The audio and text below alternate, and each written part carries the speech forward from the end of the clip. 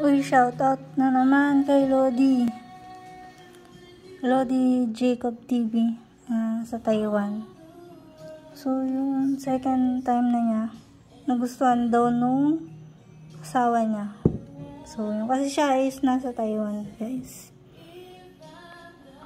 So, nagpagawa na naman siya. So, yun.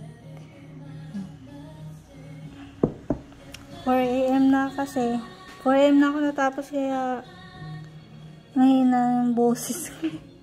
Pagod na. So, yan nga guys. Stickers. And then, black t-shirt naman yung pinagawa niya. So, nagpa-additional siya guys. So, yun. Sana makarating ulit to ng Taiwan. So, yun.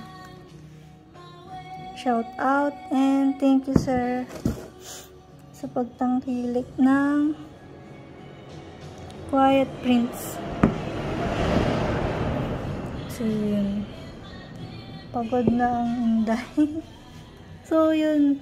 Ito ang oras. 4:05. Yan, guys. So, pagoda na. Papak ko pa to kasi pick up na lang Shopee. So, yun. Shout out kay Sir Jacob TV na nasa Taiwan. So, is nag-order to Pampanga pa. So, yun. Shout out na lang sa mga OFW, kapatid natin nandiyan sa Taiwan. So, ingat palagi. And, yun. Good health.